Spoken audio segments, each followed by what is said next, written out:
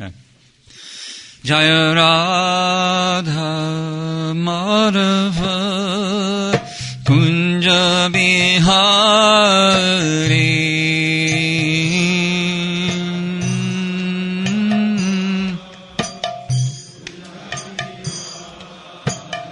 Jaya Radha Madhava Kunja Vihari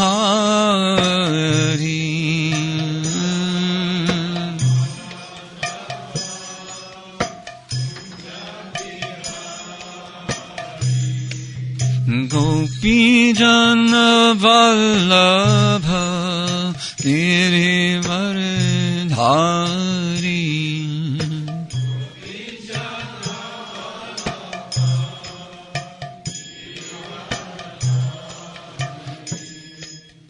Gopi Jana Vallabha Girivardhari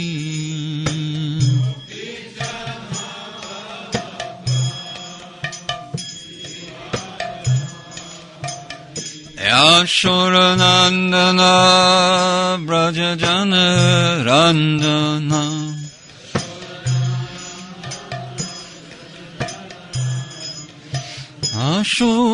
Ashuranandana Brajajana Ranjana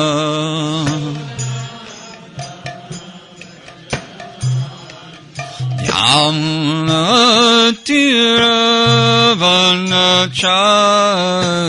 Tiravanachari Yamuna Tiravanachari Jaya Radha Madhava Kunja Vihari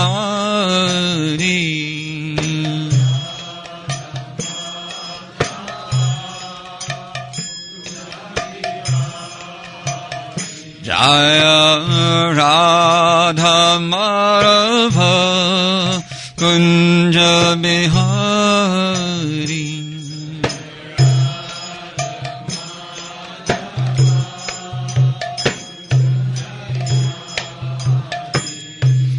Gopi Jana Vallabha Girivardhari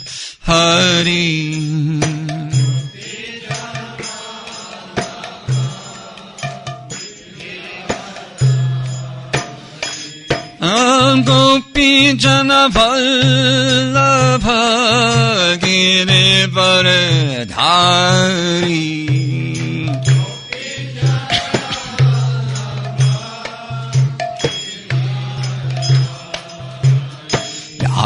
Ashuranandana Brajajana Ranjana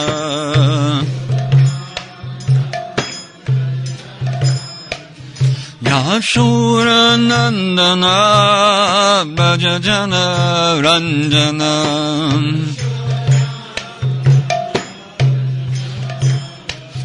Yamuna Tiravanachari Yamuna Tiravanachari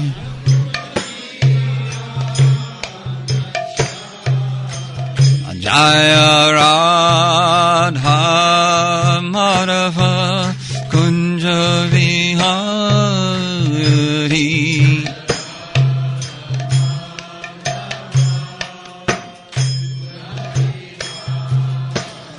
Jaya Radha Madhava Kunja Vihari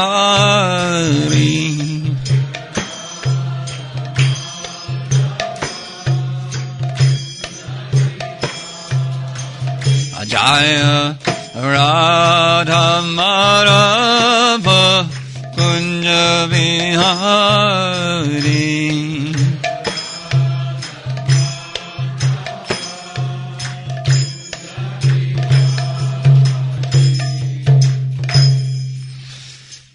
Srila Prabhupada ki jai. Shri Gauranitai ki jai. Shri Madhav ki jai.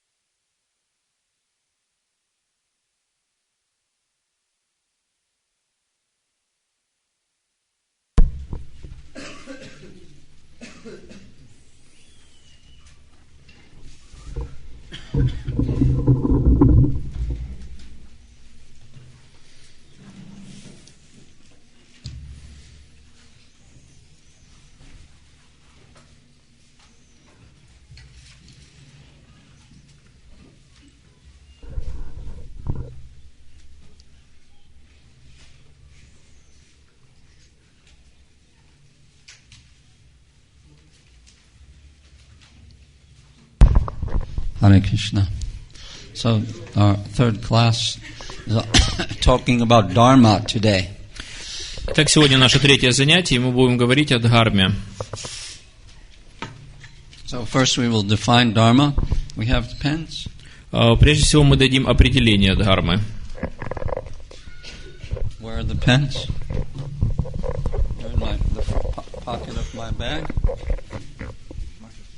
Huh? In my bag.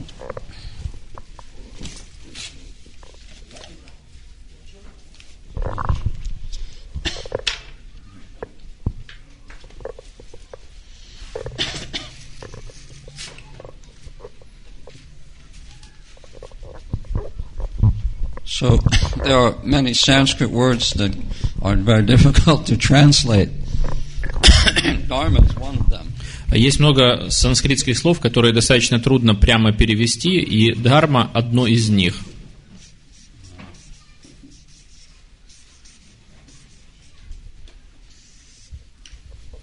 The etymological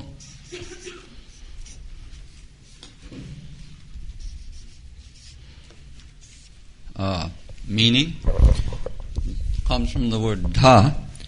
Этимологическое значение этого слова исходит от корня дха. You add ar, dhar. So dhar means to hold, right? To sustain. Это означает to bear, держать, нести на себе, поддерживать. Sustain and to preserve. Обеспечивать или сохранять. Just like Balaram is called Hala Dhara. He holds the plow. Как, например, Баларама известен под именем Халадхара. Он держит плуг.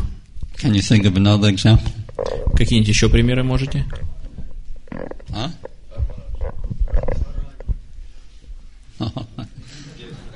Гададхар. Bharadhari. Girid Bharadhari. Right? Giridhari. Krishna holds the hill. Кришна держит Giridhari. холм. И известен Giridhari. Как Гиридхари. Мурлидхар. Krishna is also called Muridhar. Right? He holds the Murli.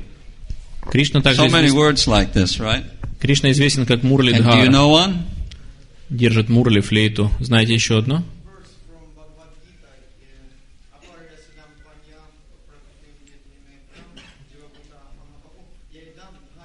Dharyate Jagat. Yeah, Dharyate means he's sustaining the universe. Jagat. То есть, good. That's a good one. Дхарьяте Джагат означает, что он поддерживает всю Вселенную. Хороший пример. Used as a verb. Это слово используется so I think you get the idea. Then you get the theological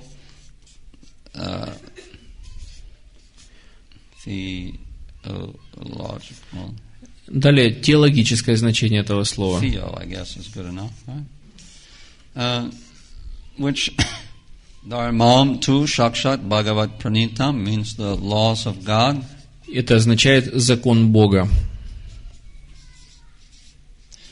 These laws can only come from Bhagavan. Bhagavat pranitam. Подобные законы могут исходить Directly coming from God.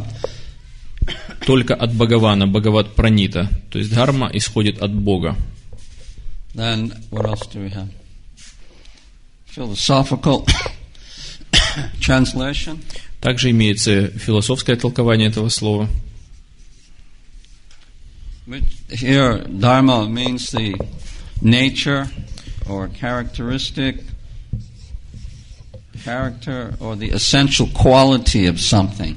В данном разрезе слово дхарма означает природу, характеристику или важнейшее свойство, чего бы то ни было. Essential quality. Like, Prabhupada would use many times. The dharma of sugar is sweet. The dharma of fire is heat and light. Как Шрила Прабхупада много раз приводил такие примеры, что дхарма сахара – это быть сладким, а дхарма огня – это давать свет и обжигать. Dharma of woman is she cannot drive the car very well. Дхарма женщины – это то, что она не в состоянии машину водить хорошо. At least that's what the men say. По крайней мере, мужчины так думают. The dharma of the husband is that he never loves the wife enough. Дхарма мужа – это то, что он, по мнению женщины, никогда не любит ее достаточно. Then you have the occupational translation, or maybe you can say the practical. И также есть практическое определение слова дхарма, или определение, связанное с родом занятий. So it means swadharma here. То есть возникает термин свадхарма. Means the person's proclivity to work. Что означает склонность человека к определенному виду занятий. Like his physical and psychological natures in acting in the world. Что затрагивает его физические и психологические природные особенности, при помощи которых он взаимодействует с окружающим миром. You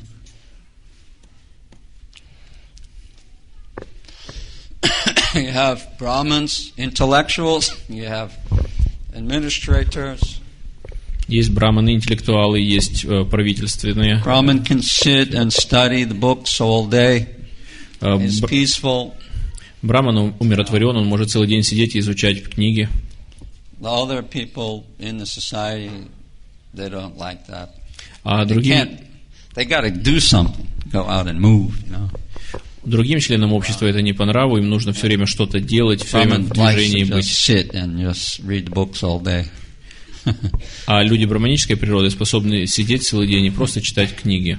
Then administrator, he can walk into a place and just immediately say, okay, he should do this, you should do that, they should do this together, and start managing the whole group. А человек с административными наклонностями, он может войти в совершенно незнакомое помещение и мгновенно ткнуть пальцем и сказать, вот ты будешь делать это, а вы двое будете делать вот это, и устроить там целую такую стройную систему. And he has Ishvara Bhav. У него есть то, что называется Ишвара Бхава. And then there's the kind of person who knows how to make money.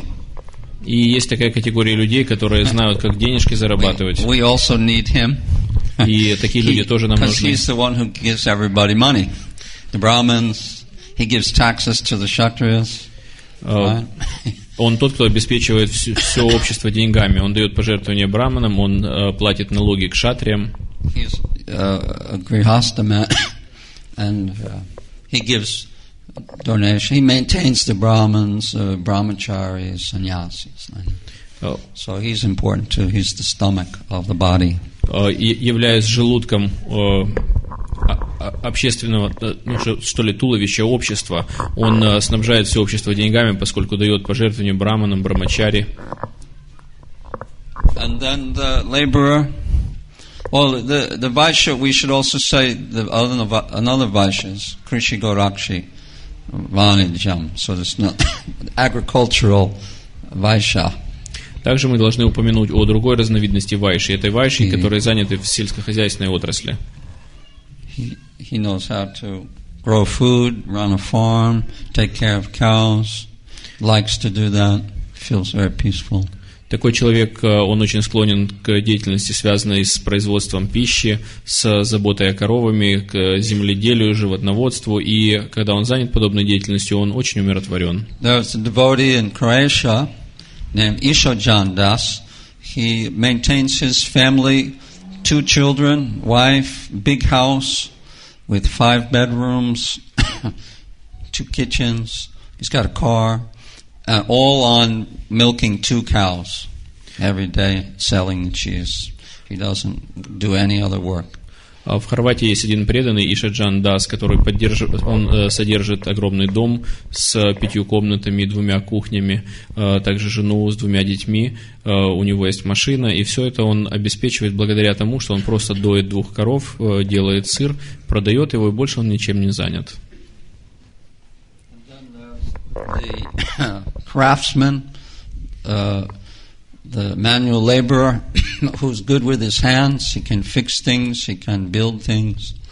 So he also artists, musicians, dancers, they're all in this. Entertainers, they're all in this last group. Также есть еще одна категория, к которой относятся ремесленники, то есть люди, которые способны управляться с инструментами, которые могут ловко пользоваться собственными руками, они что-то изготавливают, они что-то чинят, они что-то производят. В эту же категорию относятся художники, артисты и музыканты, то есть те, кто заняты в структуре развлечений.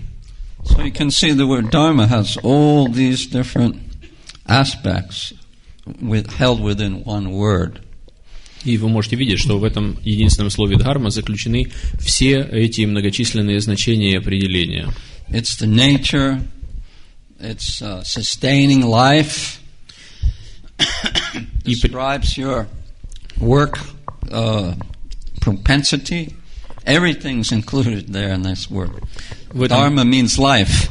Дхарма буквально можно обозначить как сама жизнь, поскольку в этом слове заключены многочисленные значения. Это и природа живого существа, это и способность поддерживать живое существо, это и определение природы и склонностей живого существа, это и определение его рода занятий, то есть это многогранное понятие означает саму жизнь. Any question about this so far? Какие-то вопросы есть на настоящий момент? Right, before you study something, you should always define it. Прежде чем браться за изучение какого-то предмета, надо для начала первонаперво дать ему определение. In the West, we don't have these concepts. На Западе у нас нет таких концепций.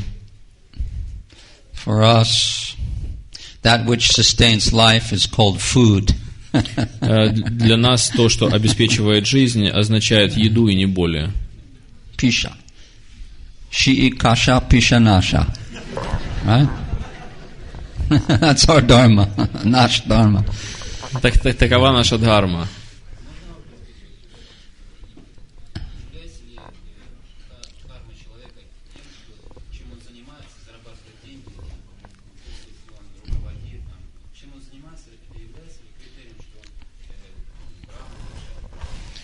Okay, just you remember it. So okay. I'm just going to finish making my jokes. Мы запомним этот вопрос, а пока продолжим наши шутки. In the West, you know, we don't really have this idea of law of God. Some faith, you believe or not believe in God. И концепции Бога как таковой на Западе не существует, то есть есть концепция некой веры, мы можем верить или не верить в Бога. And, you know, the essential nature, nobody knows what that is.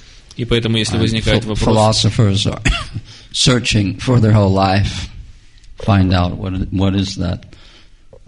Если возникает вопрос, что есть наша природа, что есть природа человека, то никто не знает ответа на этот вопрос, и философы в течение всех своих жизней бьются над разрешением этого. What is the essential nature of the soul? Anybody know? Но что такое сущность души, кто-то знает?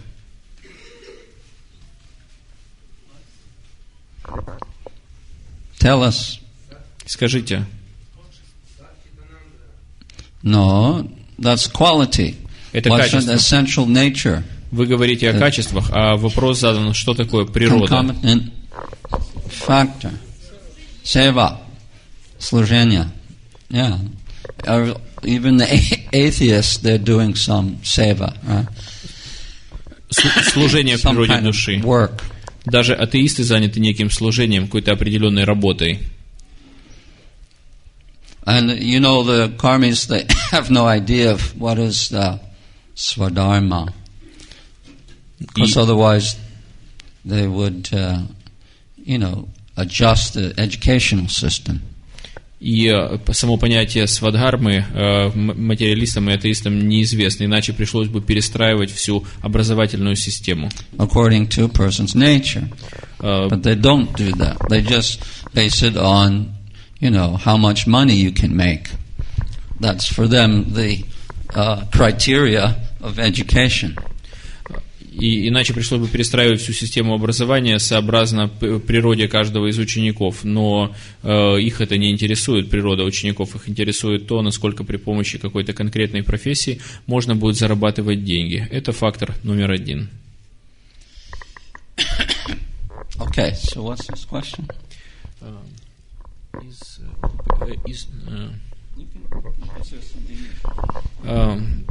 Вопрос был в том, является ли род занятий человека определяющим для определения его места в варнашама дхарме, то есть его статуса, его дхармы. You can say it in the mic. Because there's some English-speaking people. They want to know this question. My English is lamentable. So, it's okay. Better than no English.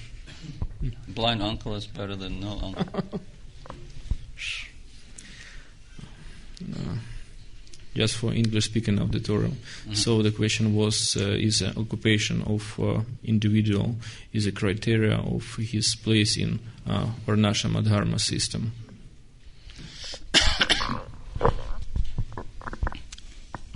His inclination to work is based on his psychophysical nature.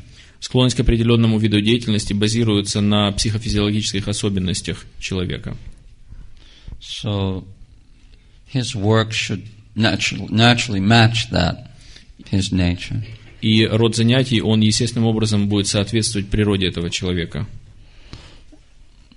And usually, as water seeks its own level, a man or woman ends up doing the work that they're naturally suited for.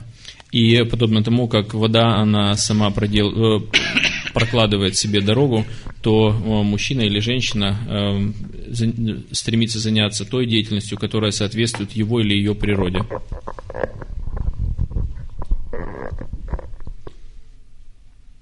So it's not the work, but it's the nature which determines the work. То есть речь идет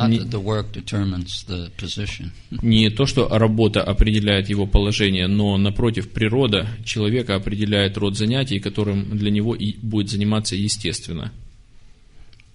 Понятно? Yours. Доволен? You want to ask something more? Вы что-то хотели еще спросить? Doesn't look satisfied. Чтобы...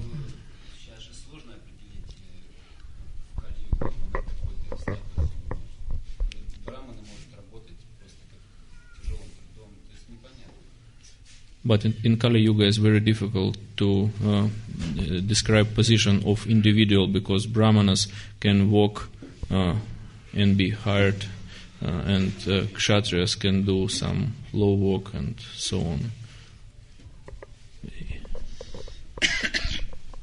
Yeah, Kali Yuga twists everything. around a bit. Безусловно, Кали-юга поставила все с ног на голову. But still, nevertheless, we can still see the general nature. Но, тем не менее, мы по-прежнему можем видеть общие природные свойства.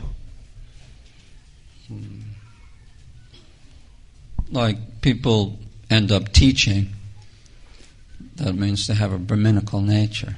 Как люди предпочитают or researchers, работать в сфере образования или в некой исследовательской сфере, что предполагает определенные браманические склонности. So even karmis, they generally gravitate to their own proclivity. То есть даже карми, они пытаются как-то устроиться сообразно своим наклонностям.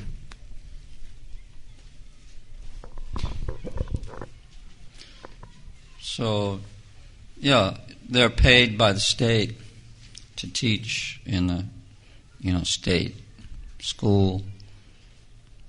They're not following all of the rules of Brahmanism. But they have a basic nature, you can see. Безусловно, они наемные рабочие, поскольку их преподавательский труд оплачивает государство, и они не следуют всем принципам браманической культуры, но, тем не менее, вы можете видеть в них соответствующие браманические склонности. Because they don't know, nobody showed them, no one taught them what is Vedic Brahmana, what are the duties, what are the restrictions.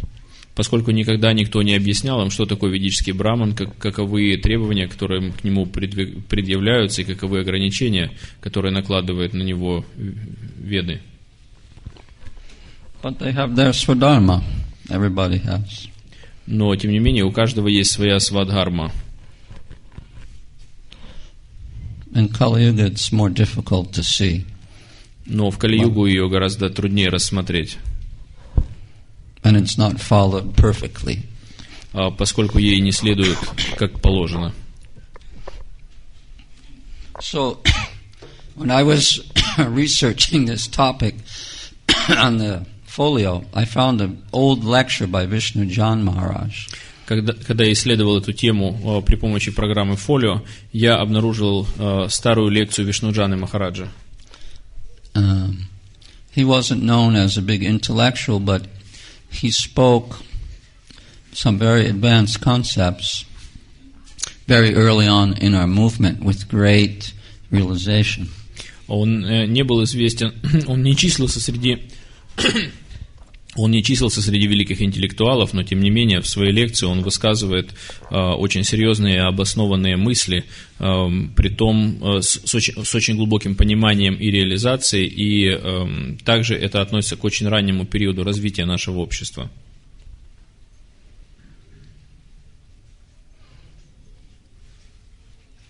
So, I will read it to you. Я вам кое-что зачитаю. Krishna says, if you do not have transcendental love for me, then practice the regulative principles of bhakti yoga, whereby you will obtain a desire to achieve me. Если ты не обладаешь трансцендентальной любовью ко мне, то тогда практикуй регулирующие принципы бхакти-йоги, и тогда ты разовьешь желание достичь меня. Everything is based on desire. Все основывается на желании. If you desire to love Krishna, then Krishna is there immediately. Если ты пожелаешь любить Кришну, то Кришна появится немедленно. The difficulty is we don't desire to love Krishna. Проблема в том, что мы не хотим любить Кришну. How to increase the desire? Как же усилить это желание? Krishna says, practice the regulative principles of bhakti yoga. Кришна говорит, практикуй регулирующие принципы бхакти-йоги. Keep your vows. Придерживайся своих обетов. Develop a sense of duty. Развивай чувство долга. Now he gives an example. И он приводит пример. In India, a girl is married before 13 years old. В Индии девочек выдавали замуж до 13 лет. there's no question of love for the husband at that age. В этом возрасте о любви к мужу не может быть и речи. But she has a sense of duty to the husband. Но тем не менее у нее будет чувство долга по отношению к мужу. Her mother has told her, ее мать говорила ей, now you go and offer this food to your husband. Теперь отправляйся и принеси эту еду своему мужу. She's not living with the husband. Она не живет со своим мужем. But daily she's going to serve him by offering food. Но тем не менее ежедневно она отправляется к нему и предлагает еду. So she develops a sense of duty. При помощи этого она развивает чувство долга. Then, on that platform of duty, затем на основе этого чувства долга, as she matures, когда она созревает, love develops and it's steady. Появляется любовь, и эта любовь будет очень устойчивой. No divorce. Разводов не будет. Because she's developed a sense of duty, there's no question of divorce. Благодаря тому, что она развила чувство долга, о разводе не может быть и речи.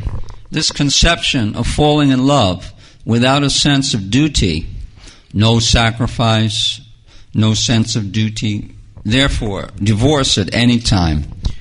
Все эти представления о том, что можно влюбиться при отсутствии какого бы то ни было понимания чувства долга, не жертвуя ничем, не действуя на основании долга и обязанностей, все это способно привести к разводу в любой момент.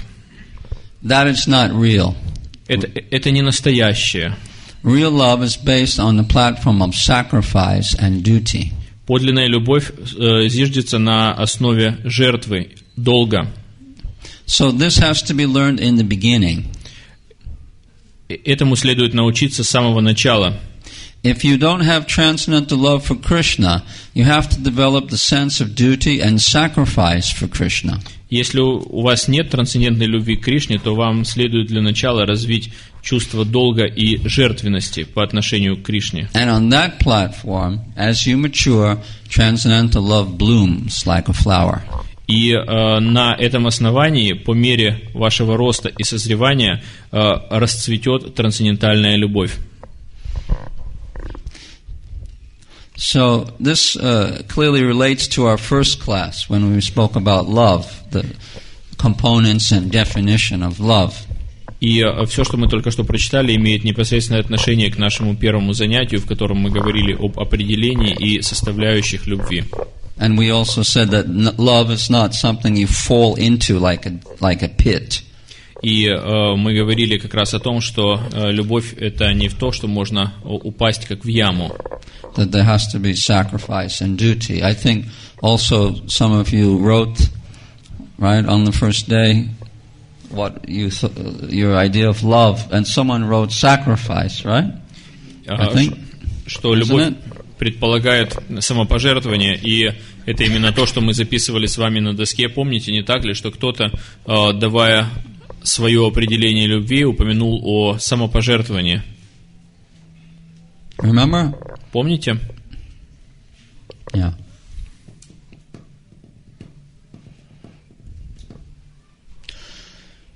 So, yeah, the example of the young girl, 13-year-old girl, is applicable to us also. И этот пример с 13-летней девочкой, он применим и к нам. Spiritually, we're all like children. Духовно мы все дети.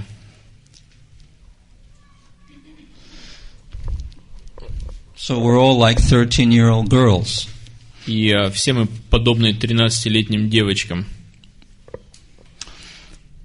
And that's the ultimate esoteric goal of our religion anyway. И так или иначе, это высшая эзотерическая цель нашей религии.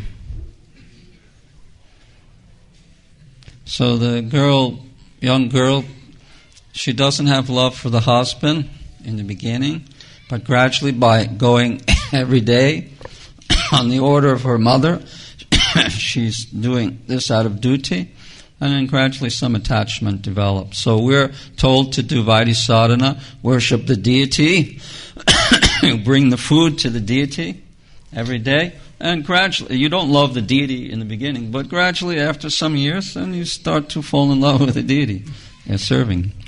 Поначалу эта 13-летняя девочка, она совершенно не любит своего мужа, но по приказу матери, тем не менее, ежедневно отправляется к нему, чтобы предложить ему еду. Точно так же и преданный, он, который поклоняется божеству, с самого начала он может не любить божество, но, тем не менее, из чувства долга он ежедневно поклоняется ему и приносит ему, предлагает ему еду, и постепенно он может влюбиться в божество по мере своего роста как преданного.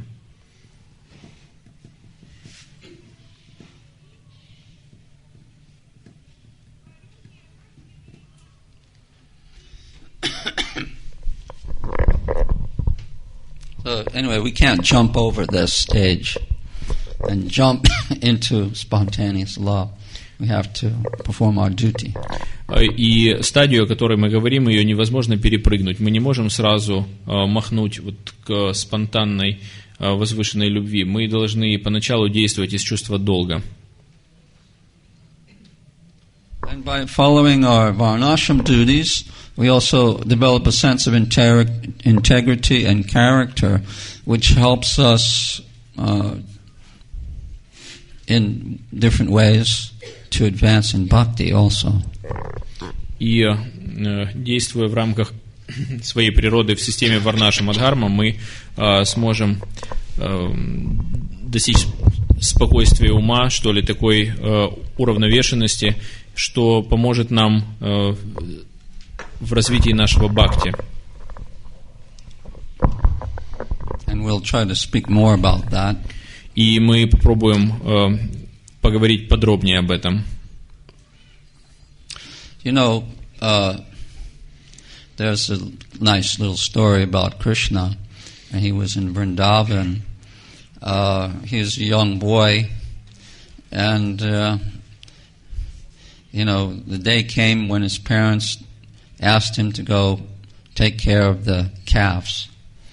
He would go out all day with the calves and in the forest, and then come back in the afternoon. Я хочу рассказать одну историю. Она описывает игры Кришны во Вриндаване, когда он был маленьким мальчиком. Наступил такой момент, когда родители первый раз попросили его отправиться на целый день в лес или в поля, чтобы заботиться о коровах. So that's called Gopashtami day, when Krishna is his swadharma is to take care of the cows. Says Nanda Baba says, okay, now you and your friends you herd the cows. Этот день называется Гопаштами, когда приходит момент Кришне проявить свою свадхарму, когда Нанда Баба говорит, что ты вместе со своими друзьями должен отправиться и пасти коров. So, Mother Yashoda, Nanda Baba, Rohini, and all of Krishna's friends, Sudam, Sridham, Madhumangal, they all gathered together. There's a big herd of cows. And Mother Yashoda sees, she's worried about her little son. It's the first time that he'll be gone. The first day that he'll spend, she'll spend without him. So she's like, how to say, like a mother is, what's the word? Like babying, or festering over the child. Oh, what will happen to you? You don't have any shoes, and there's so many sticks and stones on the path, and you'll hurt your feet. You should wear some shoes, and it's very hot. The sun will beat down on you. You should have an umbrella like this. В этот день Нанда Баба, Яшода, Рахини, Кришна, его друзья, Мадхумангала, Субал, Шридам и прочие, все они собираются перед огромным стадом коров, когда и Кришна должен первый раз выйти пасти коров на целый день он должен провести вне дома. И Яшода очень обеспокоена, то есть ее материнские чувства, ее переполняют материнские чувства, она беспокоится о том, что Ее беспокоит и то, что Кришна будет целый день без нее, но также ее беспокоит, как она без него проведет целый день. И она думает, может быть, лесные дорожки, они усыпаны острыми камешками и колючками, может быть, тебе нужна какая-то обувь, и также будет палить очень сильное солнце, и тебе понадобится зонтик. So Yashoda is saying, you should have umbrella and shoes, Krishna. И Яшода говорит, тебе понадобятся зонтики и туфли, Кришна. And she's ready to tell one of the maidservants, you go in the house and bring these items. И она распоряжается, говорит одной из служанок, чтобы та отправилась в дом и принесла эти предметы Кришне. So Krishna, he says, Ma, and he said, I cannot wear shoes in the forest if the cows don't have shoes. I'm their servant. I'm cowherd. I'm taking care of them. They're my worshipable objects. How can I have more comfort than them? И Кришна говорит, Ма, ты говоришь, чтобы я одел туфли, но как я пойду в туфлях, если коровы пойдут без туфель? Я их слуга, и я забочусь им, они для меня объекты, достойные поклонения. Как я могу пребывать в состоянии более комфортном, чем они? И у коров зонтиков нет. So if you want me to wear shoes and have umbrella, then you have to bring umbrella for all the cows and bring shoes for all the cows. Only then will I use these items. И если ты хочешь, чтобы я все-таки взял зонтик и одел и обул туфли, то ты должна обеспечить каждую корову и зонтиком, и обувью. Только в этом случае я воспользуюсь твоим советом. So he said, "This is my dharma. I'm a cowherd boy." Он говорит, это моя дхарма, я пастух. Я говала. I'm taking care of the cows. Он говорит, я гопал, я забочусь о коровах. So I must protect my dharma. I must support my dharma, maintain my dharma. Я должен защитить свою дхарму, я должен поддерживать свою дхарму, я должен следовать своей дхарме. And dharma rakshati rakshataha. Those who maintain their dharma and protect their dharma, then dharma protects them. И если кто-то заботится о том, чтобы защитить свою дхарму, то дхарма, в свою очередь, защищает его.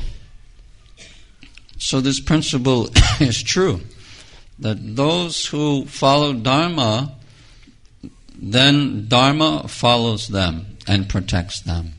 И существует справедливый принцип, что если кто-то следует дхарме, то дхарма следует за ним и повсеместно его защищает. Although it may be very difficult, хотя это может быть очень трудно. But if you follow dharma, then dharma will protect you and maintain you somehow, because dharma is the law of God, and God is there to help His devotee. И как бы трудно ни было, но тем не менее, если мы будем следовать дхарме, то дхарма будет защищать нас и поддерживать нас тем или иным способом, поскольку дхарма – это закон Бога. So we should, Krishna says in the Bhagavad Gita, Shreya Swadharma Viguna Paradharma Svanustitat Swadharme Dinaram Shreya Paradharma Bhayavaha. Says that better to die following your own dharma than to follow another's dharma, because to follow another's dharma is dangerous, fearful. Кришна говорит, лучше умереть, следуя собственной дхарме, чем жить, соблюдая чужую дхарму, поскольку следование чужой дхарме опасно. So Krishna followed Dharma as a boy in Braj, and later as a son of Vasudeva, as the prince of Dwarka, and he also followed his Dharma and fought with the evil kings. Кришна следовал дхарме, будучи маленьким мальчиком во Врадже, он следовал дхарме, будучи сыном Васудевы в Двараке, и также он следовал дхарме, сражаясь с злокозненными царями.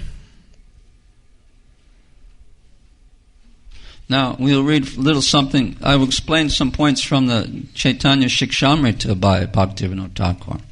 Мы кое-что зачитаем сейчас из читания Шикшамриты Шрила Бхактивинода Тхакура. He says that there's 4 kinds of people that approach God, come to serve God. Он говорит о том, что существует 4 категории людей, которые приходят служить Богу. Or 4 motives. Или у них есть 4 мотива. One is fear. Первый – это страх. Second is material desire or desire to improve one's material situation. Второе – это материальное желание или стремление исправить свое материальное положение. Then the next is duty. Следующий – это долг. Then the fourth one is out of spontaneous attraction, raga. А четвертый – из спонтанной привязанности, раги. So he says that, those who are serving out of fear and material desire, this is lower position. Он говорит, что те, кто приходит служить Богу из материальных желаний и страха, все это низкий уровень. Fear means they're like afraid of getting sick or being poor or going to hell. Страх означает то, что они опасаются бедности, опасаются старости, болезни или опасаются адских мучений. Just afraid to die. Безусловно, боятся умереть.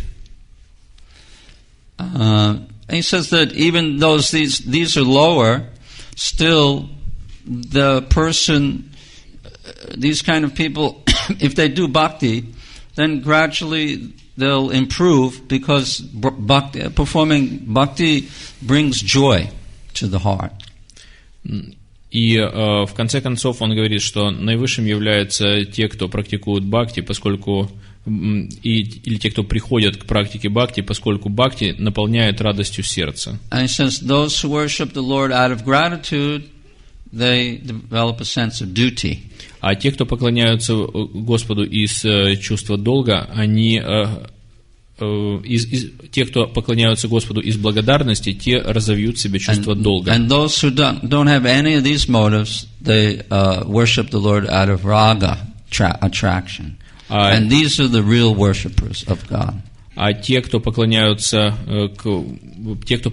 Богу, не имея вот этих низших мотивов, о которых мы говорили, они поклоняются Богу из чувства привязанности раги, и они являются наивысшими среди всех, кто поклоняется. He explains more about raga, that the living entity has a very deep relationship with the Lord, and when he attains raga, then this relationship begins to be awakened. Он говорит, Бхактивинода Тхакура говорит о том, что у живого существа есть глубокие взаимоотношения с Богом, и когда живое существо достигает уровня раги, спонтанной привязанности, то тогда эти чувства, они освобождаются и проявляются. And he says that just like striking a match creates a fire, so similarly by performing sadhana, bhakti, then the love of God, raga, appears. Подобно тому, как чирканье спичкой порождает огонь, точно так же практика садхана бхакти со временем приводит к раге, к появлению раги, то есть спонтанной любовной преданности. He says that approaching the Lord out of motive of fear or material desire is extremely base, means extremely low.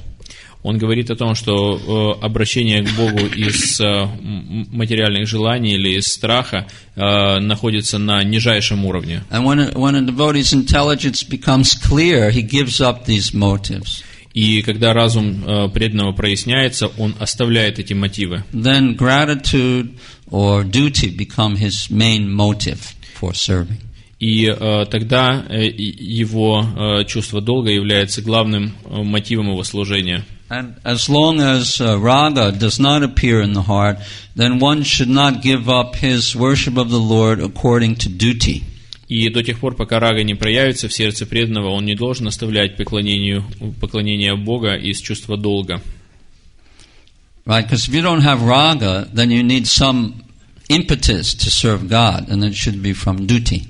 Если у вас нет раги, то у вас должен быть, тем не менее, какой-то мотив для того, чтобы служить Богу, и пускай в его роли выступает чувство долга. And, devotees feel some relief from practicing bhakti yoga. От In the практики beginning, kleshagni shubhada mokshalagu takrit sadulabha. He feels kleshagni, a destruction of the material distress. В начале своего пути бхакти-йоги преданный испытывает ощущение того, что материальные страдания, клеши, они отступают. So, therefore, a sense of gratitude, or a sense of to Guru and Krishna arises in the heart. Поэтому в его сердце из-за испытываемого облегчения возникает чувство благодарности по отношению к Гуру и Кришне. But even in Vaidhi sadhana bhakti, there's genuine joy, there's pleasure, taste is there. Но даже на уровне садхана бхакти присутствуют такие эмоции, как радость, удовольствие.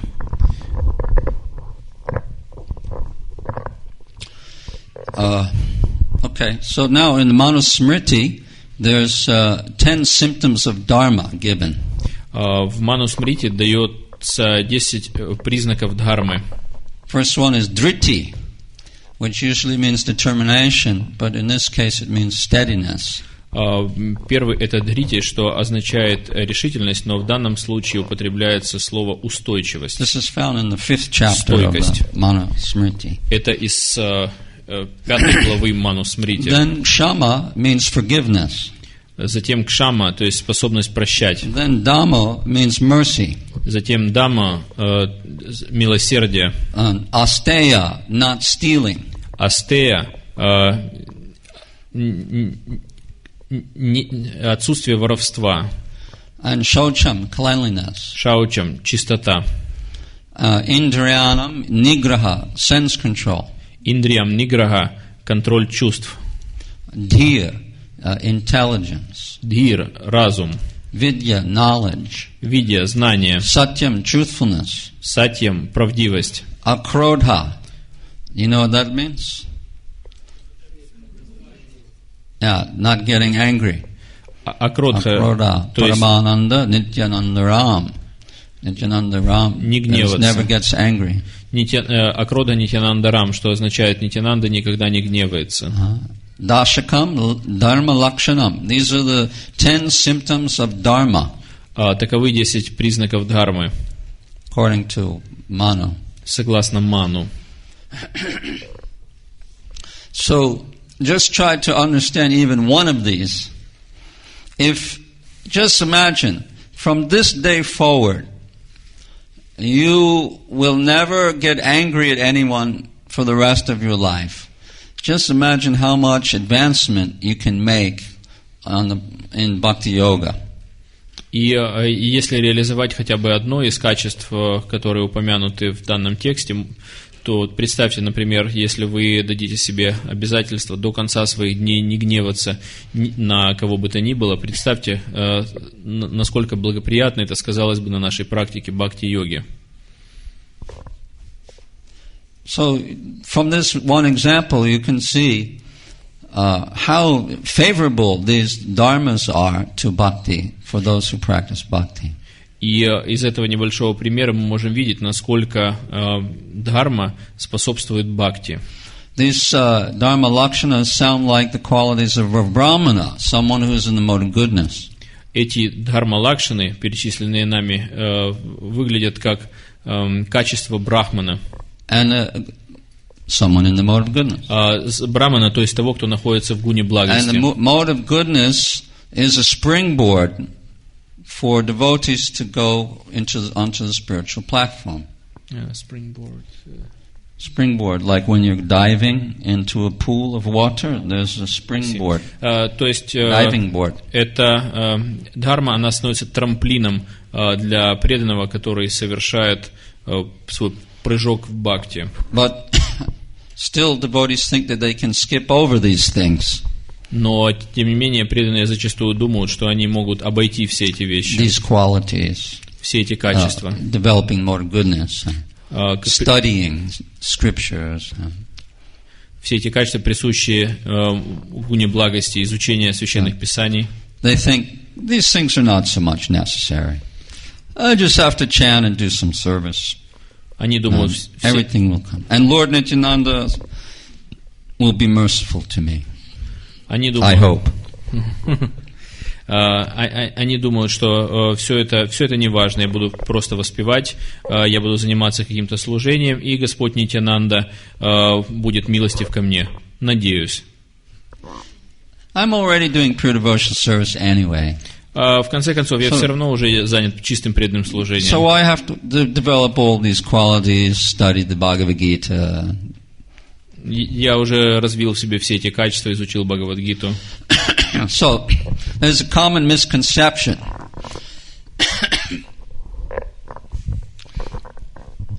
Это общее заблуждение. We often stress the mercy of the Lord and the Vaishnavas. And that's true. And that can happen at any time. Мы подчеркиваем важность милости вайшнавов и говорим о том, что в любой момент может случиться. But where is that great soul who has been blessed with the divine nectar descending from the lotus feet of Lord Nityananda, although he was so fallen and he became a great saint like Mrugari the hunter? Но где же эта великая душа, которая по милости Господа Нитянанды, невзирая на то, что она не имела никаких возвышенных качеств, но вдруг по милости Господа Нитянанды на нее пролилась великая милость, и она в одночасье стала святым человеком, словно охотник Мригари. Do you know any such person? Кого-то знаете такого? Huh? Do you know of any person like that? Знаете какого-то человека? Amongst your friends, среди your relatives, друзей, devotees in your community? Родственников, преданных в вашей общине? Not from the Bhagavatam. Не из Бхагаватам. Huh? Yeah, but okay, but still, out of 5,000, there's less than 1,000 are active left. Здесь есть версия, что ученики Шрилы Прабхупады, ну хорошо, ученики Шрилы Прабхупады, да, но из 5,000 осталось сейчас действующих преданных 1,000. And Prabhupada was giving mercy to everyone. He didn't discriminate, right? Но Шрила Прабхупада, он раздавал свою милость без разбора, он не выбирал. Okay, yeah, there are a few such persons, but just see how it's extremely rare. Да, безусловно, есть, может быть, несколько человек среди них, которые попадают под этот пример, но, тем не менее, вы можете видеть, что это очень редко случается. Крайне редко. That's my point. It means it's extremely rare. Я именно это хотел подчеркнуть, что это очень редко. But somehow or other, all of us think that, that we'll go through the motions and somehow mercy will come. И у многих есть такое представление, что мы просто будем плыть по течению, и как-нибудь уж милость придет. It's a little naive, I think. По моему мнению, это несколько наивно. It happened in Christianity also. В христианстве тоже так бывает. In the beginning, there was stress on action, sense control, of following the precepts of Jesus. Поначалу они настаивают на rules, piety. Определенной благочестивой деятельности, следование правилам, следованием наставлениям Иисуса Христа. Then gradually changed. И затем при помощи этого происходит перемена в них. Now there's just the mercy of Jesus, Но сейчас они говорят уже просто о милости Иисуса. People like an easier system, naturally. They don't like rules and regulations and Людям нравятся системы попроще. Им не нравятся ограничения, системы, связанные с чувством долга. They want something divine, just have faith, have love, and you'll get everything. Они you don't have to follow any rules. Им хочется чего-нибудь божественного, им не хочется следовать никаким правилам, но чтобы на них сверху не зашла некая божественная милость или божественная любовь. If you smoke and drink, sometimes have adultery, it's not good, but Jesus will be merciful. He'll save you.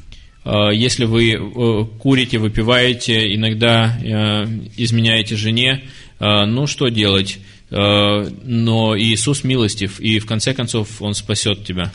And we say the same, gradually in some places we're heading in that direction. And instead of saying Jesus, we say Lord Nityananda.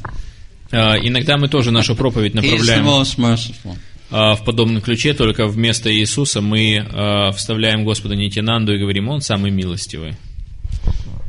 So maybe just due to optimistic naivety, or maybe just being lazy, maybe not determined enough.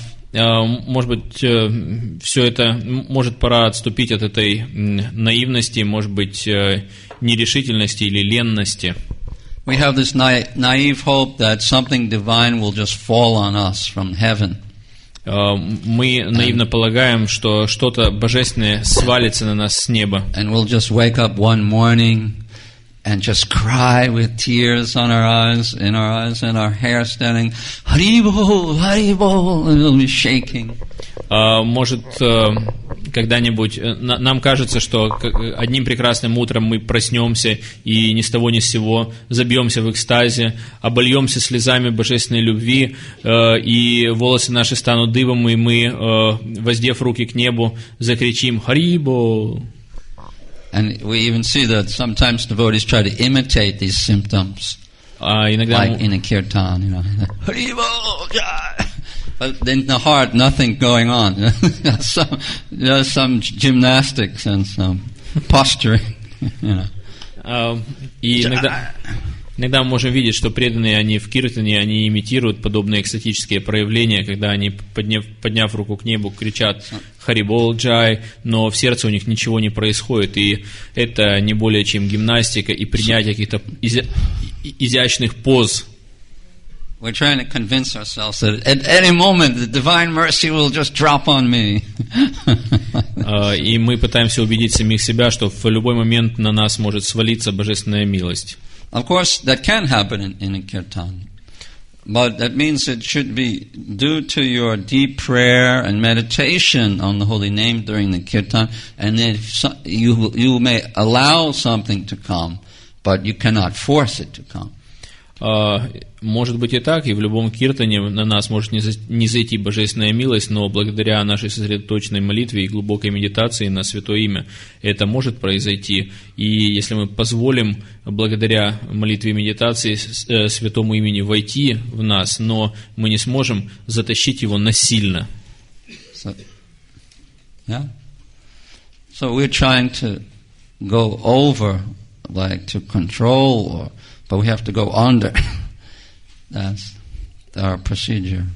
Мы всегда пытаемся поднять себя вверх для того, чтобы контролировать все, но нам нужно как раз спуститься, чтобы зайти снизу. Have to worship the holy name in humility and submission. Мы смиренно, со всей покорностью должны поклоняться Святому Имени. Then something real may happen. И тогда может произойти что-то настоящее. Or it may not happen. Может быть, не произойдет.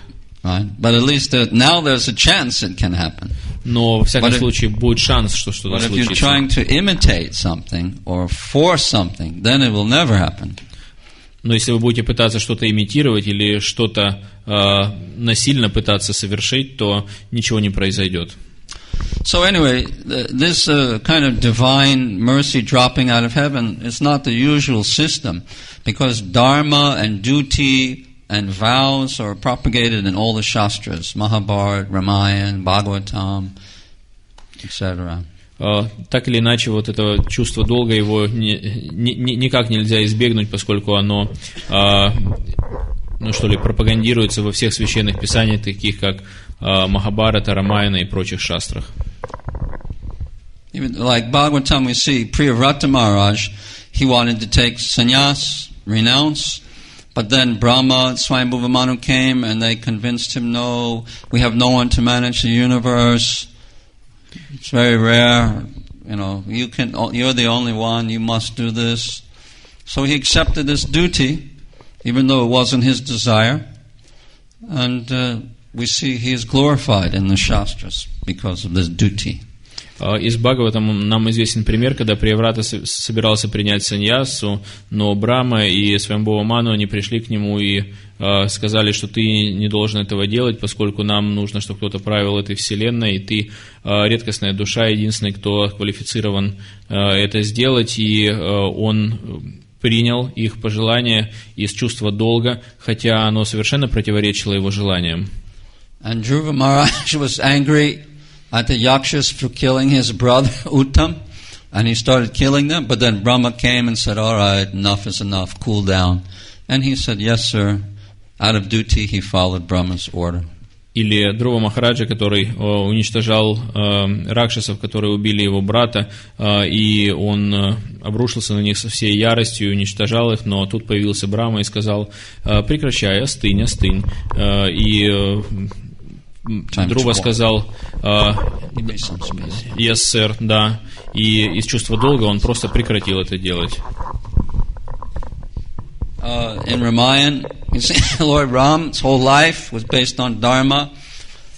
В Рамаяне вся жизнь Господа Рамы, она основывалась на Дхарме. When he was the heir apparent to the king.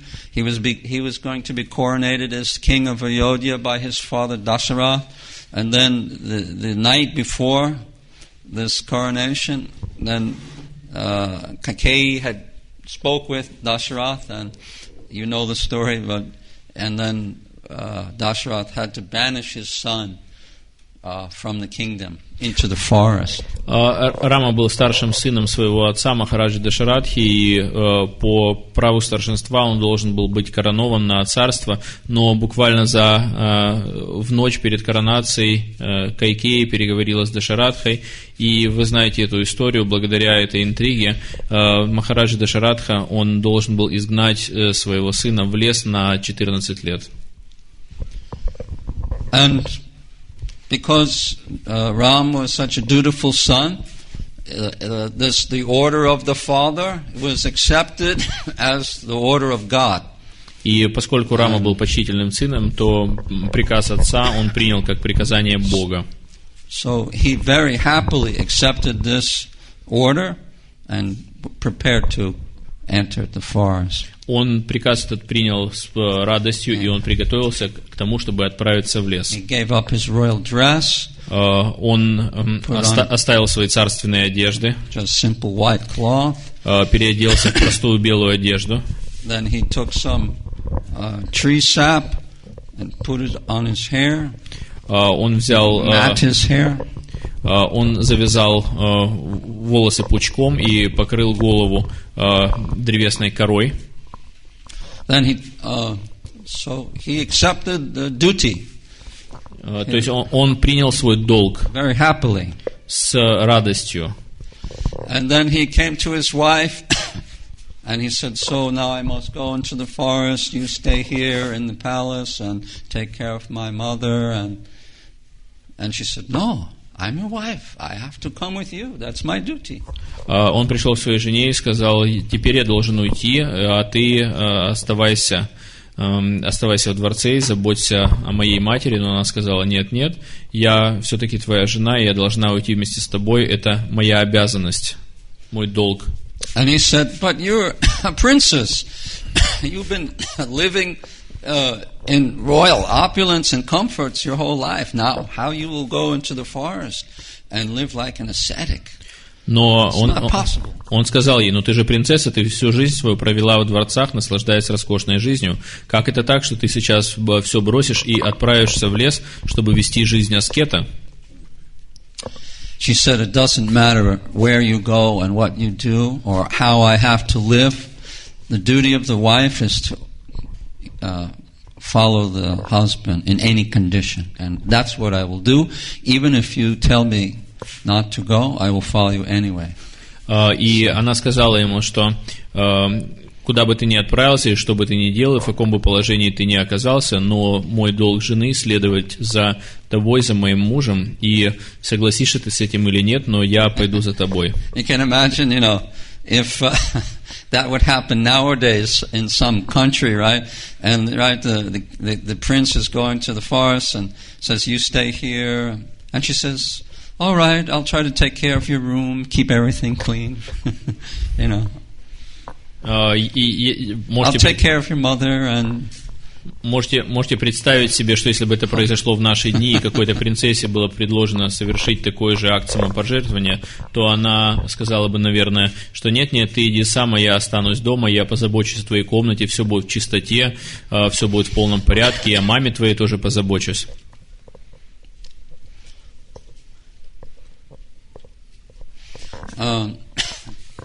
So, anyway, the Ramayan's all filled with such kind of things and duty and dharma.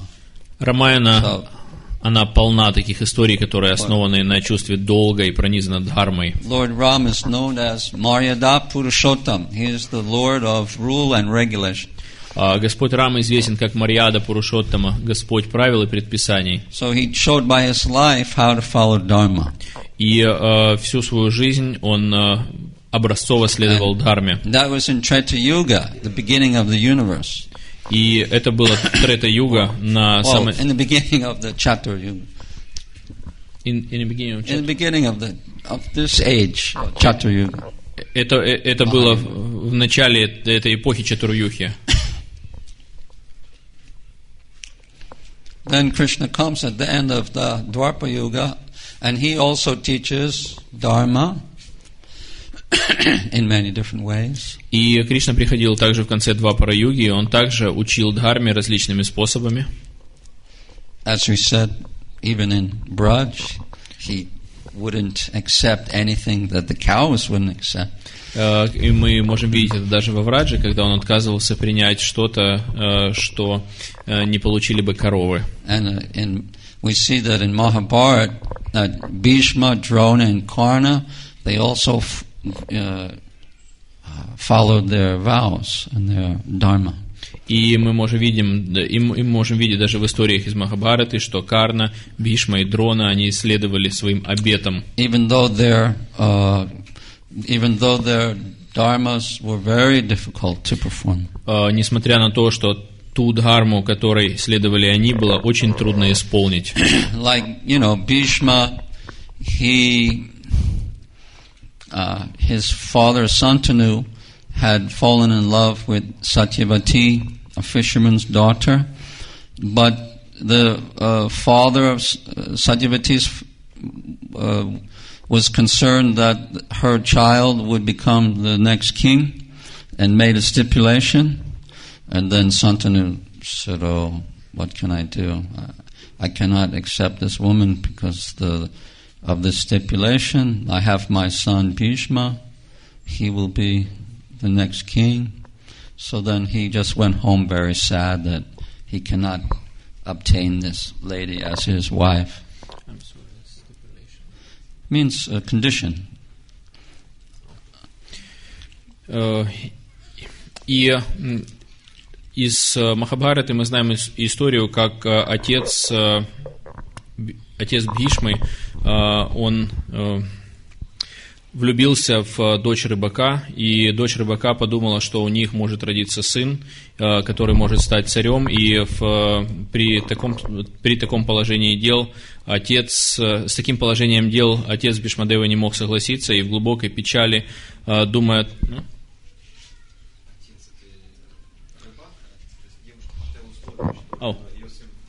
Отец этой девушки поставил условие, что если у его дочери и царя родится сын, то он станет следующим царем. Это очень расстроило отца Бхишмадевы, и он знал, что у него есть Бхишма, сын, который должен стать его преемником, и расстроенный он вернулся домой. So Bhishma noticed his father's sadness, And he was wondering, what happened, and Shantanu didn't tell him anything. Бишмадева, он видел печальное состояние своего отца, и он думал о том, что же там произошло. Он расспрашивал Махараджа Шантану о том, что случилось. So Bhishma asked the charioteer, where did they go? And the charioteer brought him to Satyavati's father's house. And the father explained everything to Bhishma, what had happened.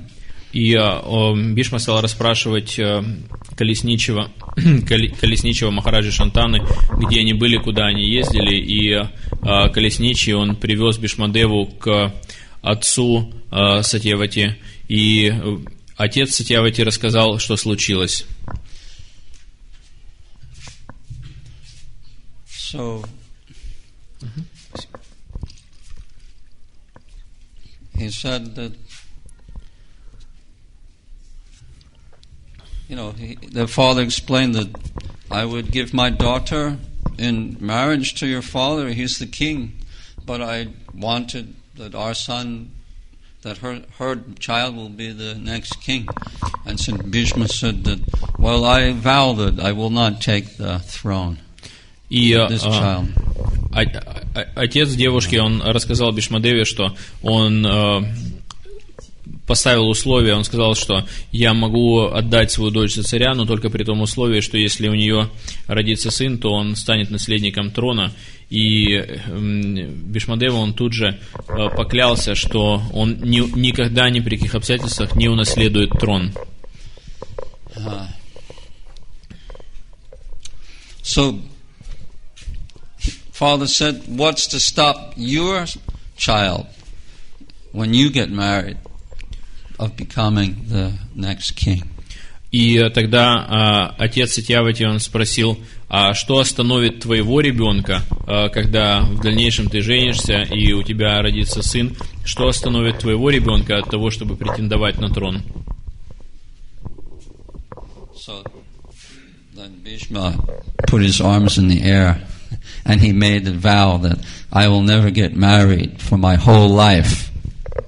И тогда Бишмадева, воздев руки к небу, поклялся, что there was thunder in the sky, lightning bolts came. Я никогда не женюсь, всю свою жизнь я буду соблюдать безбрачие. И клятва эта была такой силой, что в небе прогремел гром и засверкали молнии. Он сказал: "Я обещаю, I made this vow." And the demigods, they said, "Bhishma means terrible vow." Celibacy. Wow. Он, воздев руки к небу, он прокричал: «Я обещаю, я клянусь». И полубоги, восхищенные им, они прокричали «Бхишма», что означает «жуткая клятва». What is the word for terrible? Жуткий, ужасный. Ужасный, грозный. Грозный. So, Bhishma followed that vow his entire life, even though he was a Kshatriya. And he's a big, masculine, strong man, passionate, and Kshatriyas usually have many wives, and he had no wife his whole life.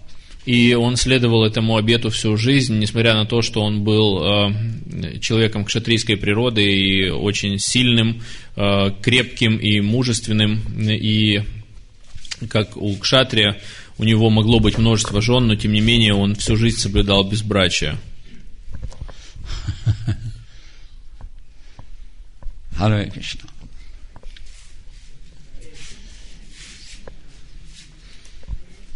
So, then Bhishma made another vow to his mother, Ganga, that he will always support whoever sits on the throne at Hastinapur. И более того, Бхишма, он поклялся своей матери Ганге, что он будет всеми силами всю жизнь поддерживать того, кто займет царский трон в Хастинапуре. So little did he know that a rascal like Duryodhana would be the king in the future.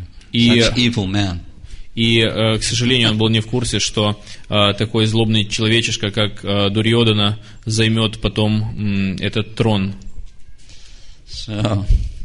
Though Bhishma had a difficult time, his whole life was filled with pain and tolerance and duty, things that he hated, he had to follow his whole life. И жизнь Бхишмы, она держалась на чувстве долга и была пронизана обязанностями, и, к сожалению, всю жизнь он был обязан делать то, чего терпеть не мог. And it ended up that he had to fight against God just to maintain his vow to support Duryodhana and the Kuru clan. Then he had to fight against God. И закончилось все это тем, что ему пришлось сражаться против Бога для того, чтобы поддержать Дурьодхану и клан Куру. Он должен был сражаться на их стороне против Бога.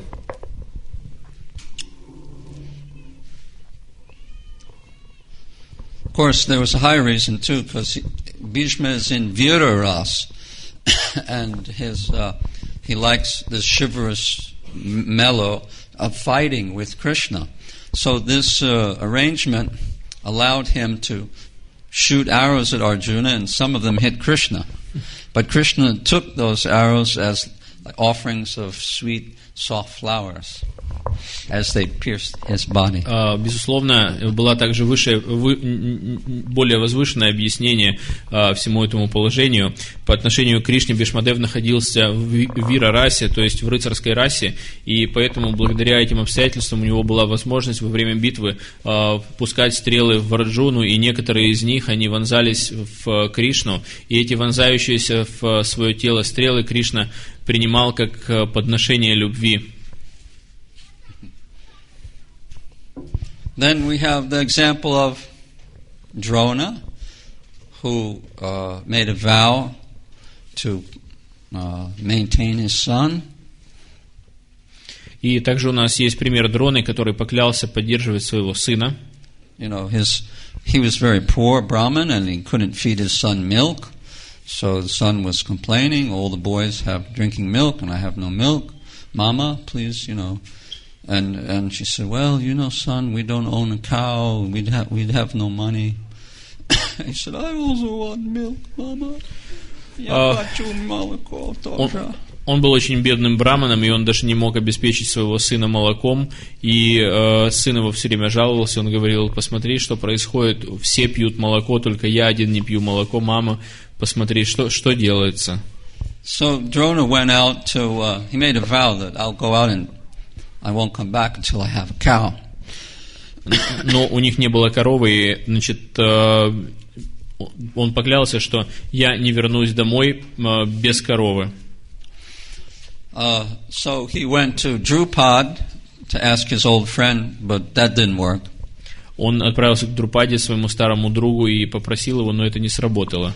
And then later he went to Parshuram, became his disciple, and was taught all the martial arts. В дальнейшем он отправился к Парашураме, стал его учеником и изучил от него все воинские искусства. So then he went to Hastinapur to see if he could, become the, get a job with the royal family. И затем он отправился в Хастинапуру, чтобы посмотреть, может быть, какая-то работа для него найдется там при царском дворе. So he came to the outskirts of Hastinapur, and there around a well were the royal children. They were all around the edge of the well, looking into the well as he walked up.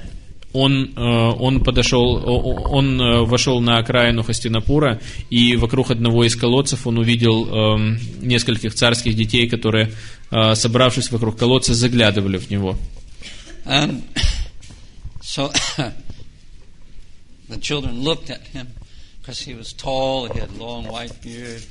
Like, stranger, who's this? And he said, why are you looking in? Well, they said, oh, we lost our ball. We were playing ball and it fell into the well. Now we cannot get it. Тут они оторвались от колодца, увидели Дрону, и он был незнакомцем, такой высокий, крепкий, с длинной, красивой белой бородой, и он спросил, почему, что вы там смотрите в колодце, что вы высматриваете, и они сказали, что мы потеряли мяч. уронили в колодец. He said, "You are royal children.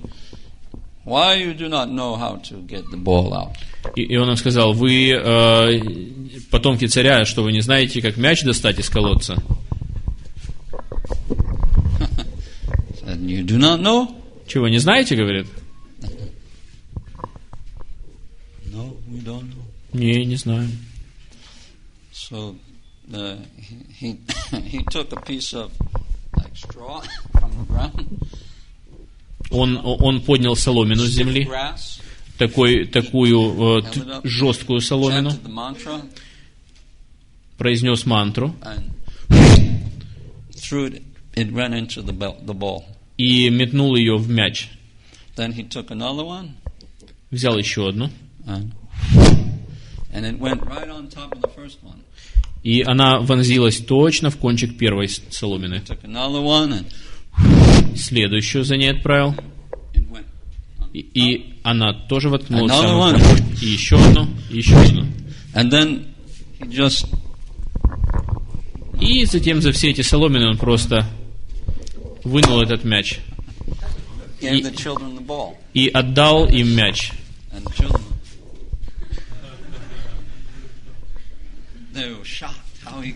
Дети были потрясены, как ему удалось это. И дети стрелой помчались во дворец. Питамаха, Питамаха, дедушка, дедушка. Они told the children told what happened. Oh, it was we were dropped the ball in the well. A big stranger came and he chanted the mantra, and he gave us the ball. Они закричали: «Питамаха, Питамаха, дедушка, такое случилось, мы тут мяч в колодец уронили». Пришел какой-то здоровенный, высоченный незнакомец, который вдруг соломины схватил, мантры читал, раз, одну за одной бросил в колодец и вынул наш мяч. Bhishma said, "Where is that man?" И Бишма сказал: где этот человек? He said, "Bring him here." Приведите его. It can only be one person. Только один может сделать это. Drona. Это Дрона. Because only Parashuram knew this, and only Bhishma and Drona were his disciples, so he knew only Drona could do such thing. Это искусство было известно только Парашураме, а его единственными учениками были Бишма и Дрона, поэтому несложно было понять, что Дрона мог сделать это. So Drona came, children brought Drona, and Bhishma said, "We would like to contract you to be the royal martial guru for our children here." And he accepted, then they gave him palace in the royal compound, and he went back home and told, "Now I have not only one cow, I have thousands, I have palace, come with me. My son will drink milk unlimitedly." И дети сбегали за Дроной, они привели его во дворец, и Бишма сказал ему, что мы можем с тобой заключить договоренность, что мы нанимаем тебя, что ты станешь гуру по воинским искусствам у всех царских детей, и они отвели ему отдельный дворец и наделили его богатством, и Дрона вернулся домой, сказал своей жене: мы переезжаем, сказал он, и наш сын будет пить молоко в безграничных количествах. So he performed his vow. То есть он исполнил свой обет. And he was in love with his son. He loved his son. Он любил своего сына. So in the battle, in the Drona Parva, Drona becomes the general. And he starts slaughtering all of the Pandava army by hundreds of thousands. So Krishna gets worried. И в Дрона Парве, в книге Махабхараты, которая называется Дрона Парва, описано, что Дрона со временем стал генералом в армии Кауравов, и во время битвы при Курукшетре он в какой-то момент начал крушить пандавов тысячами, и это очень обеспокоило Кришну. So Krishna thinks, how can we get rid of this guy? He's massacring our army. Кришна подумал, как же нам от этого парня избавиться? Он наносит нашей армии колоссальный урон. I have an idea. Есть идея. He said, Yudhishthira, you tell that Ashwatthama is dead, and Drona's mind will become disturbed. Он сказал Юдхиштире: Юдхиштира, ты скажи, что Ашватхама мертв, и это очень обеспокоит ум Дроны. And Yudhishthira says, you want me to tell a lie? Юдхиштира I never told a lie in my whole life. Юдхиштира сказал: ты хочешь, чтобы я соврал? Да я в жизни не врал. So in this condition, this is the real truth of path of Dharma.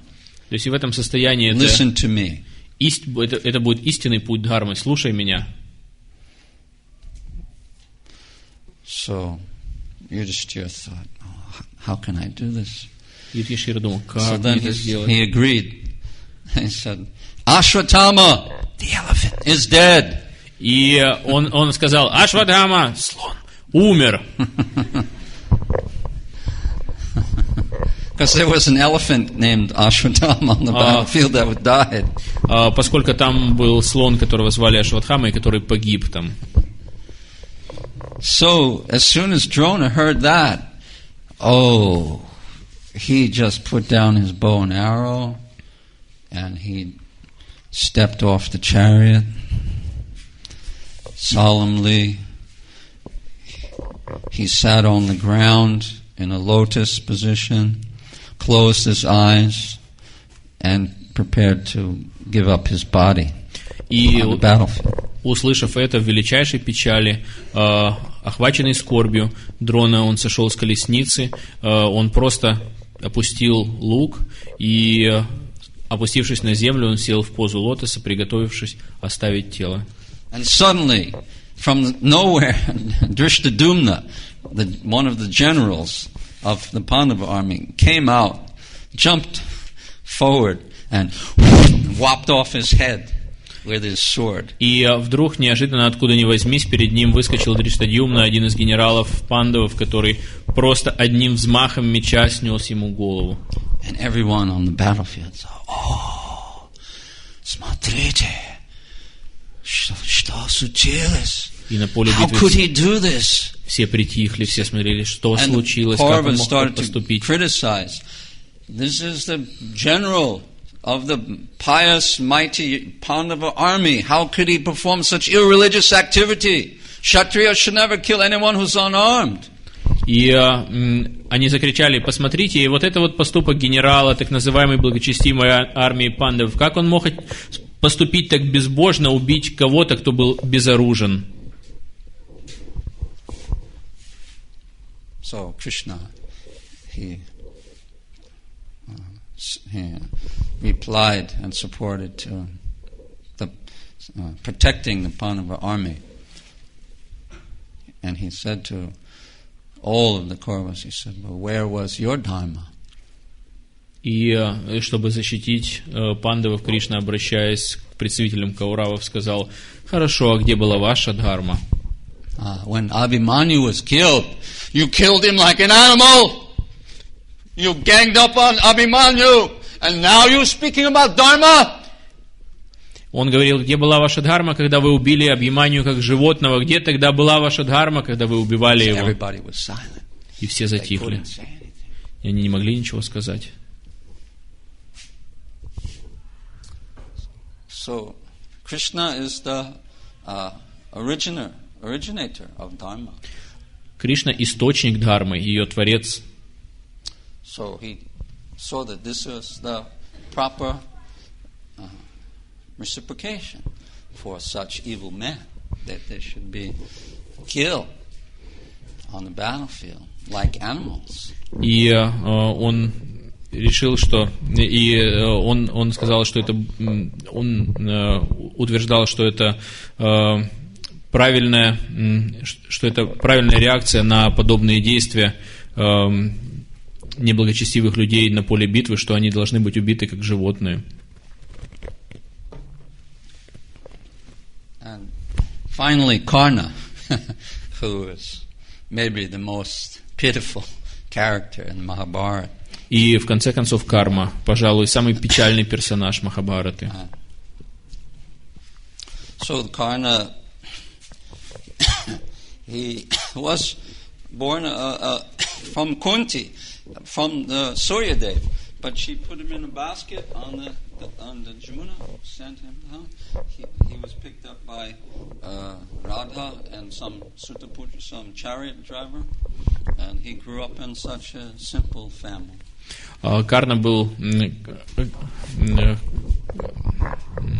Карна родился от Сурья-дева, но после рождения его сразу же поместили в корзину и пустили плыть вниз по Ямуне, и из Ямуны его выловили сыновья колесничего, и он вырос в очень простой семье.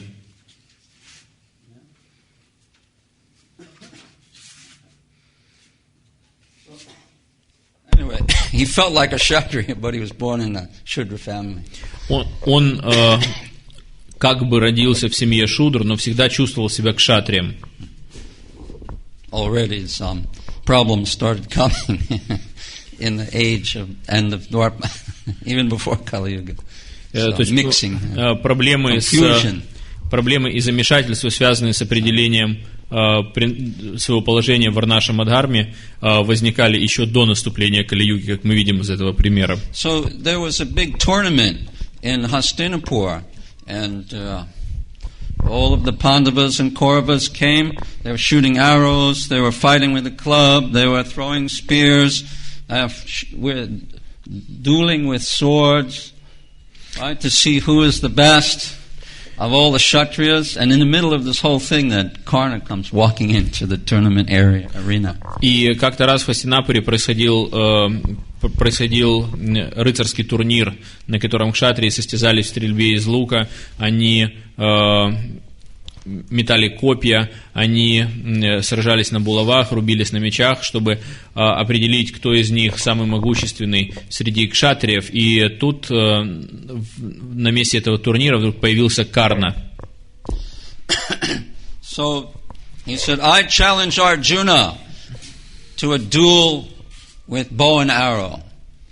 И он воскликнул: я вызываю Арджуну на дуэль при помощи луков, и я с легкостью одержу победу. And Arjuna said, what is your name, kind sir, and what is your family lineage? He said, my name is Radheya. I am the son of the chariot driver. And Arjuna said, you're a Sutta, we are Kshatriyas here. You are not qualified to fight against us. Just go away. И Арджуна спросил его: кто вы, добрый человек, как вас зовут и какого вы роду племени?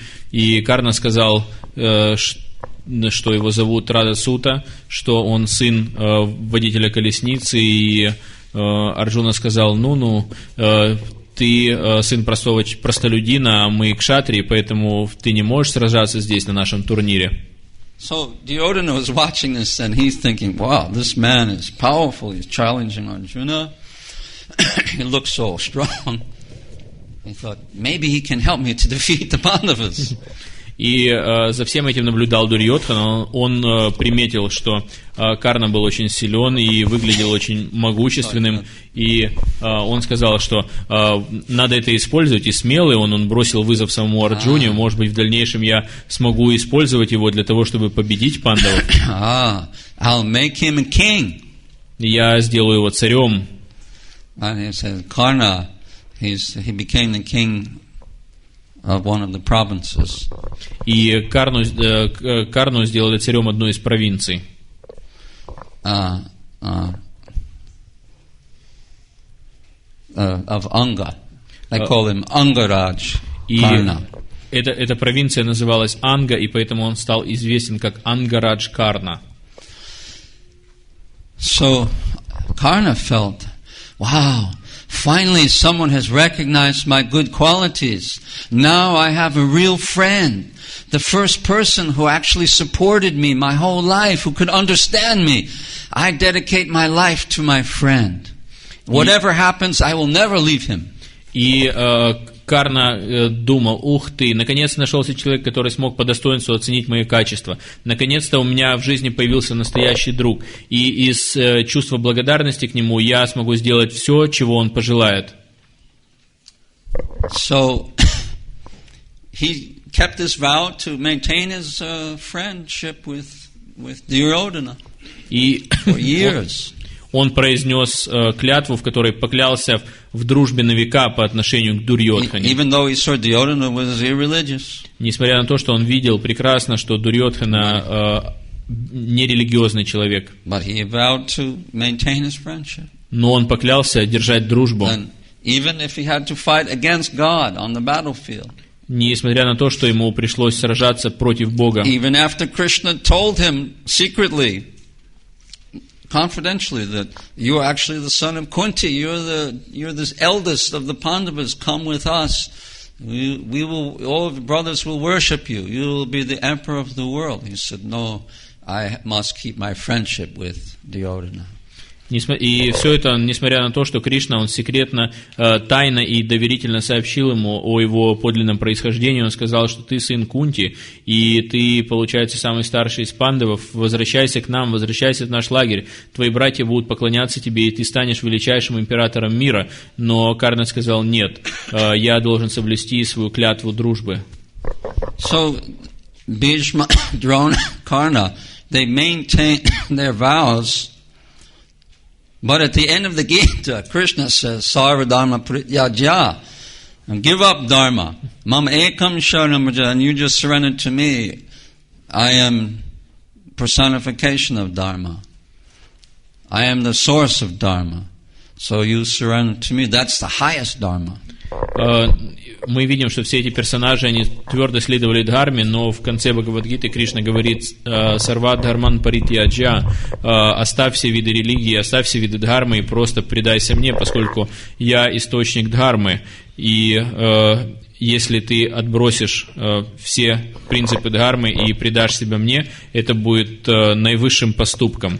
So Ramayana shows that you must follow Dharma, and Mahabharata shows you must follow Dharma until God personally comes and tells you, now give up that's lower and come to higher, to surrender to me.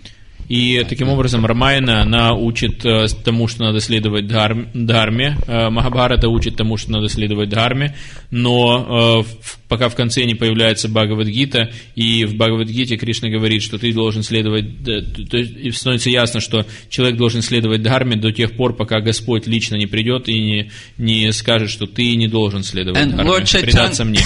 Lord Chaitanya also followed Dharma as a sannyasi, as a grihasta. As a grihasta, he went to work to get money. He went to East Bengal. When he came back, his wife was dead.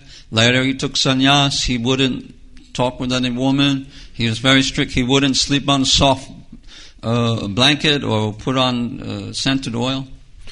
И мы видим, что Господь Чайтанья также следовал Дхарме, и, будучи домохозяином в Навадвипе, он заботился о своей семье и был вынужден ходить на работу, и он отправился в Восточную Бенгалию для того, чтобы заработать деньги, и когда он вернулся, жена его была мертва, затем он принял саньясу и следовал всем обетам Дхармы, которые предписаны саньяси, он не спал на мягкой постели и не пользовался ароматными маслами. So there's a step-by-step evolution of the human being, from beast to human, to noble human, then devotee.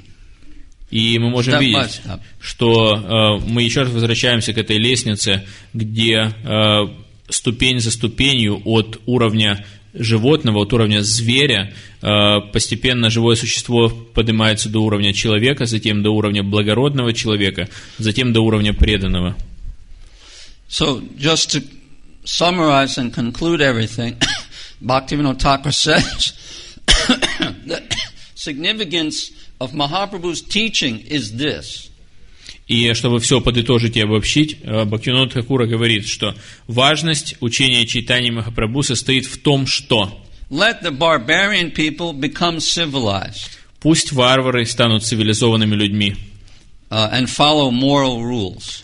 Пусть они начнут следовать принципам морали.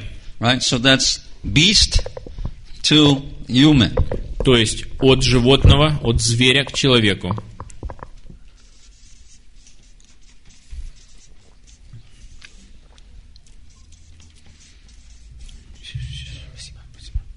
Right, he goes up. Процесс восхождения происходит. Human follows Upadharma. Человек следует упадхарме. Then, after developing some faith in God, let them practice virtue, that dharma. Затем, развив определенную веру, пускай они следуют пути добродетели, то есть дхарме.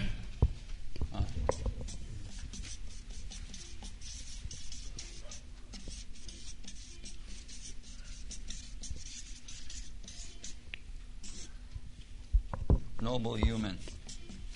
Благородный человек. Then he says, after practicing virtue, if they become free from desires for worldly enjoyment, и затем, когда они, практикуя добродетель, избавятся от желания к мирским удовольствиям, salvation and yoga siddhis, к спасению и йога-сидхи, then they progress to devotional life. Тогда пускай они возвышаются до жизни в преданности. Right? So, life of devotion. Жизнь в преданности. Devotees here. Преданный вот здесь у нас в схеме. He follows bhakti. Он следует путем бхакти. Vaidhi sadhana. Вайди садана бхакти. And advanced devotee. А возвышенный преданный, продвинутый, Raganuga. рагануга, Rag bhakti. раг бхакти. So he says, this is the step-by-step evolution of human life. Он говорит, это постепенная эволюция человеческой жизни. And this is the prescription of all shastras and the path to ultimate good. Это предписание всех шастр, и это путь к высшему благу. So, in another place, he says that the process of divine mercy may sometimes take place, but it's very rare. So therefore, you should perform the path of evolution of religion, which we have described. И в другом месте Бхактивинода говорит, что, безусловно, вот это моменты обретения совершенства по милости, которая не сходит, они, безусловно, случаются, но они достаточно редки. Поэтому, в общем, всем придется идти этим ступенчатым путем. Okay. Hare Krishna. What's the time? 6:50. 6:50? Yes. Okay. So, we'll stop now. Мы остановимся на этом. If you have some questions, you can approach me personally. Если есть вопросы, we don't want to hold up all the devotees going into the pandal for the Prabhupada Lila Katha. Если у вас есть вопросы, вы можете подойти и задать их здесь лично, поскольку мы не хотим задерживать тех преданных, которые хотят отправиться в пандал и послушать Прабхупада Лила Катху. Харе Кришна.